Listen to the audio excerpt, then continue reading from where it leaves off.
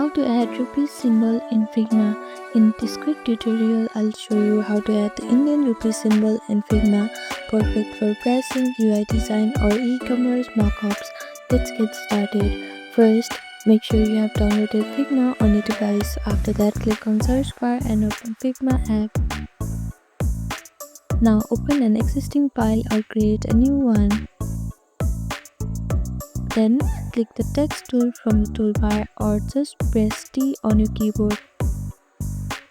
Now click anywhere on the canvas and type the rupee symbol. You can do this by pressing Ctrl plus Alt plus rupee symbol on Windows or Options plus 20V9 on Mac. Or alternatively, you can copy and paste the rupee symbol directly from the Google. Once you have added the symbol, you can adjust the font size and color from the right hand panel. Make sure the font you are using supports the rupee symbol like Rocoto, Arial or Inter. We can now add price after the symbol like this. This is great for designing price tags, products or receipts. And that's how you add a rupee symbol in Figma.